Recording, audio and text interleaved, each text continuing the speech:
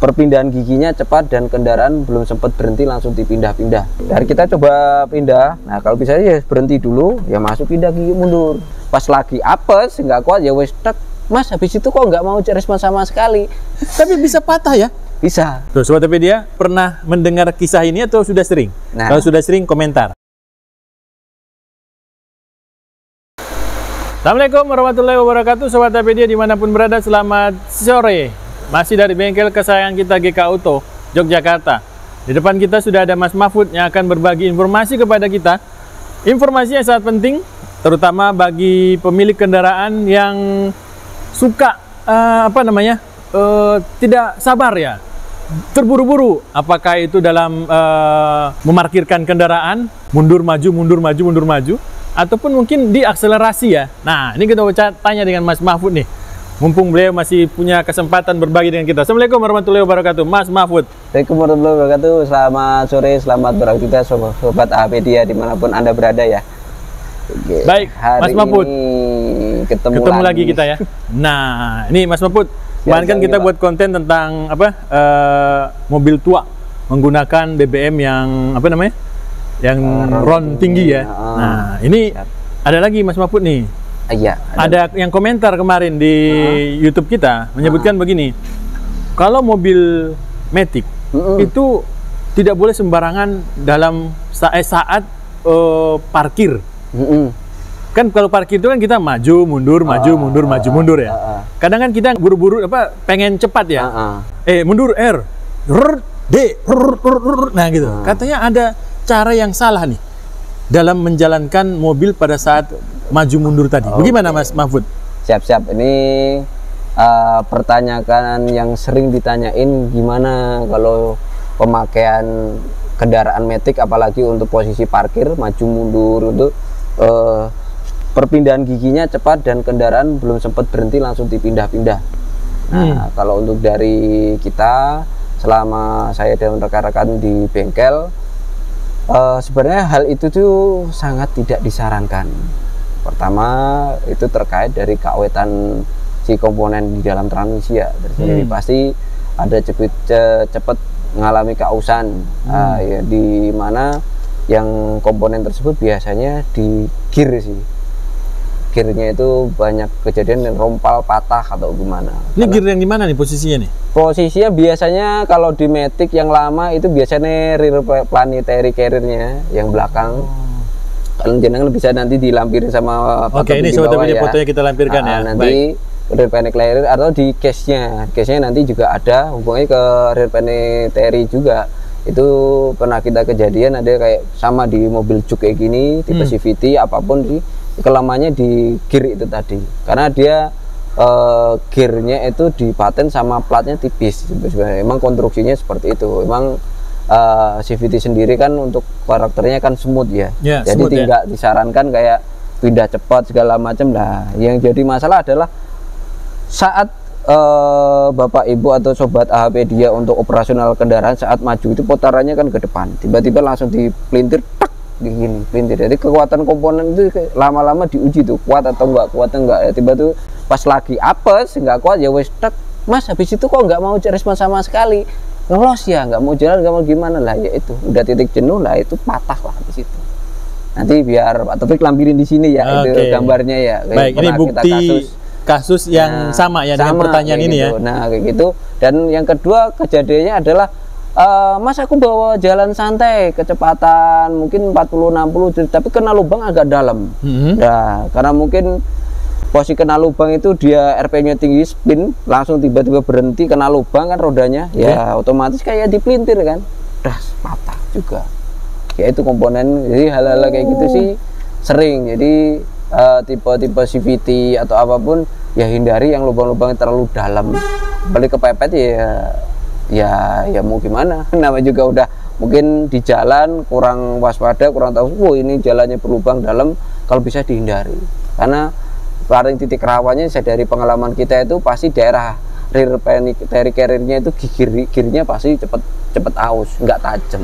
Berarti kalau yang pertama tadi memang kesalahan si pengguna ya dalam menggunakan tuas transmisi.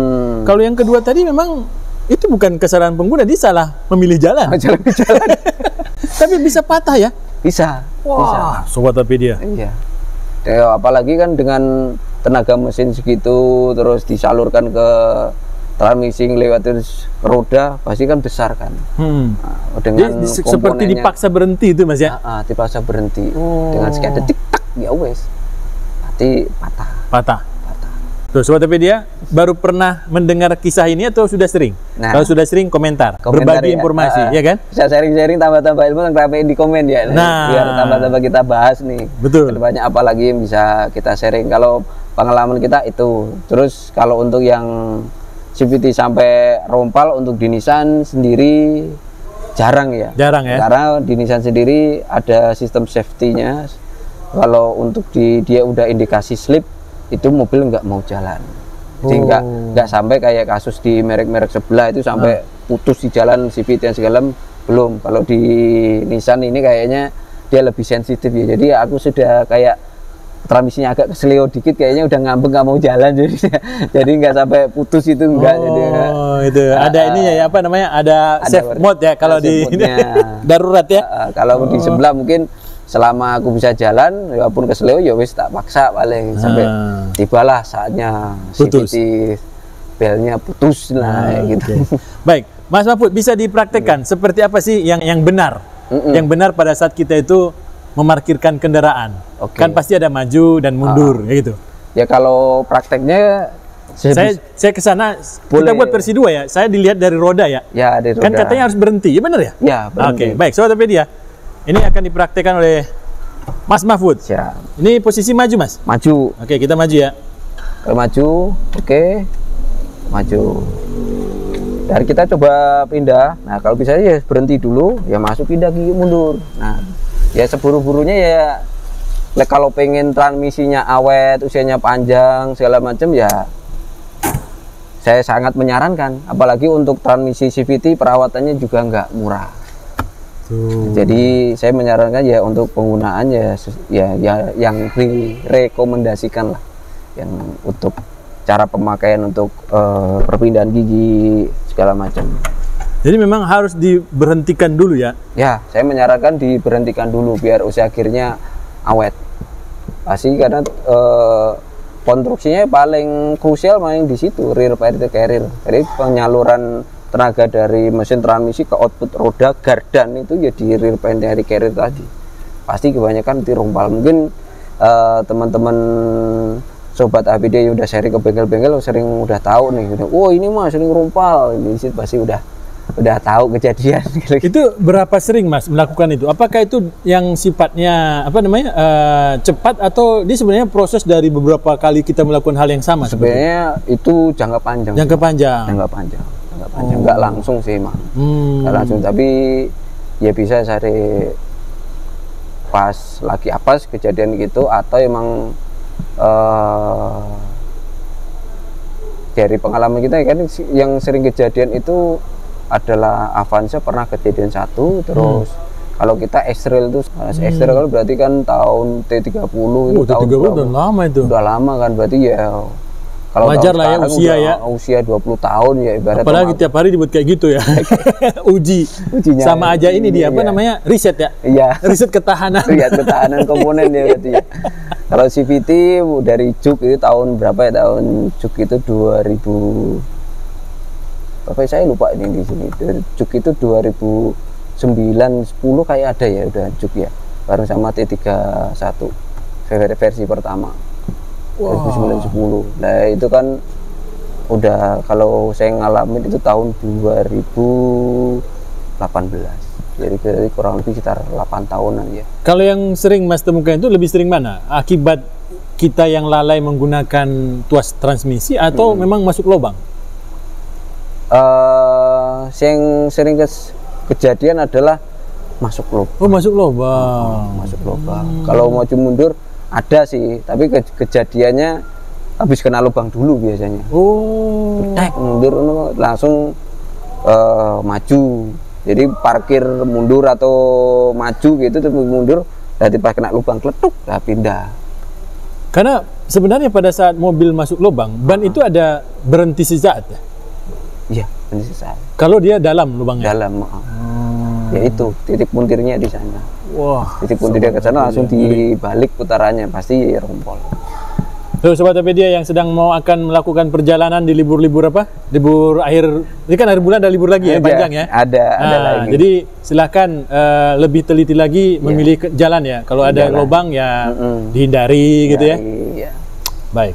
Nah, Sobat Topedia belum lihat kan bagaimana proses dari dalam untuk pemindahan tuas transmisi yang benar. Nah, kita coba masuk nih. Iya. Kita coba lihat cara Mas Mahfud kepada kita seperti apa sih caranya.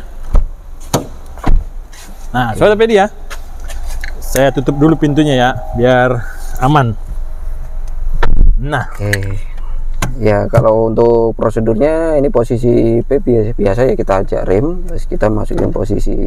Nah, ini ada beberapa kadang-kadang untuk masuk R itu keras, ya kadang-kadang itu penguji mekanis di transmisinya itu pas posisi keras biasanya agak gerak dikit di mobilnya di parkir di tanjakan turun kayaknya kontennya sudah dibahas ya. Nah itu oke.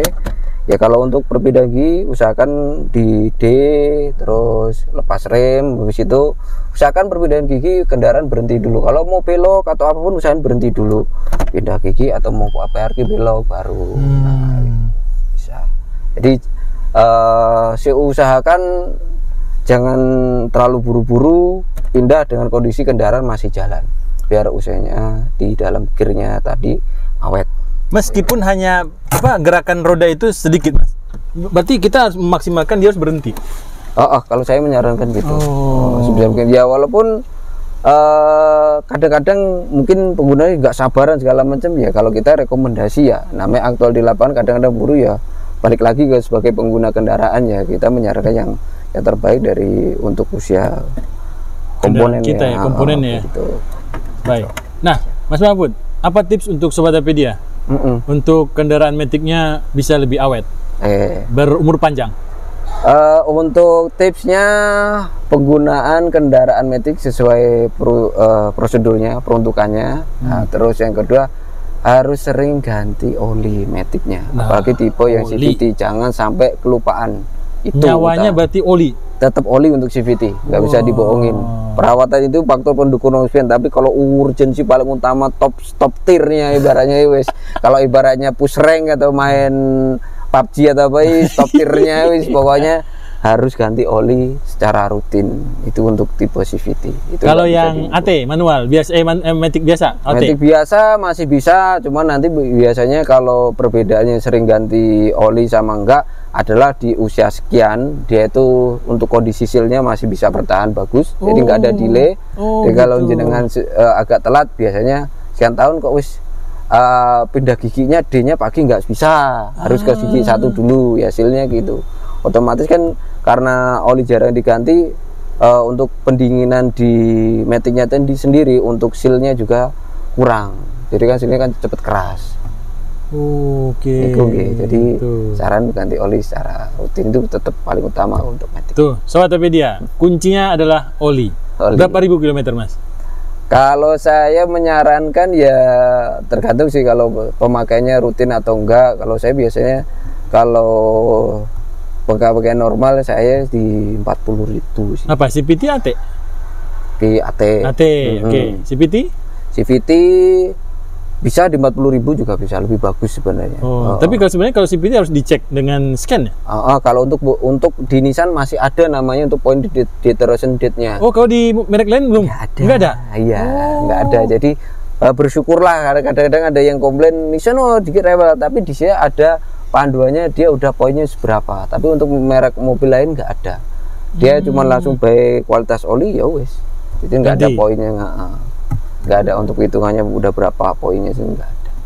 Oke, tuh Sobat Topedia, pemilik merek kendaraan yang berbeda ternyata tidak sama cara pengurusannya. Ya. Tapi saran dari Mas Mahfud 40.000 kilometer. 40.000 meter untuk mobil-mobil sekarang ya, dengan mungkin karena medan di Indonesia sendiri juga kurang bagus, jadi tenaga yang dipakai buat di transmisi ini juga terlalu besar resiko, apalagi terus dari untuk biaya perawatan kalau ngarik kerusakan juga terlalu besar. Mahal, ya. Terus kalau ganti pun komponennya juga mahal, ganti baru itu saya kemarin dapat update kayak contoh untuk apa ya, kemarin T32 itu aja udah kayak mobil second Livina deh kayaknya harganya. Apa itu? Transmisi T32 bulat, ya bulat. itu belum juta, 50 juta, 66 berapa tuh, belum PPN 12% ya. itu berarti rusak semua Iya. sebelumnya. Kenapa harus diganti? Ya mungkin ada trouble ya, sampai nggak di maintenance. Itu kalau ganti baru segitu sobat Apedia. Jadi semakin mobil baru semakin canggih, perawatannya semakin susah, dan harganya perbaikan juga mahal komponennya gitu. Jadi saran-saran kayak gitu sih sebenarnya worth it lah kalau jenengan pemakainya bagus, usianya awet, yang otomatis yang untung sobat Apedia juga. Baik, sobat Apedia, itulah manfaatnya kita menonton Apedia. Dan manfaatnya juga sering-sering datang ke bengkel. Datang ke bengkel AH Motor atau di bengkel GK, diskusi dengan Mas Mahfud dan Mas Elin dan kawan-kawan yang lain seputar tentang matic atau mesin ya, ataupun kaki-kaki, silakan. Agar kita bisa mencegah sebelum kerusakan yang lebih parah. Ya. Baik, terima kasih Mas Mahfud. Sama-sama sobat Apedia, semoga informasi tadi bisa membantu sobat Apedia dimanapun Anda berada, bisa tambah sharing, tambah wawasan untuk maintenance perawatan kendaraan kesayangan Anda. Oke, selamat sore. Assalamualaikum. Assalamualaikum warahmatullahi wabarakatuh.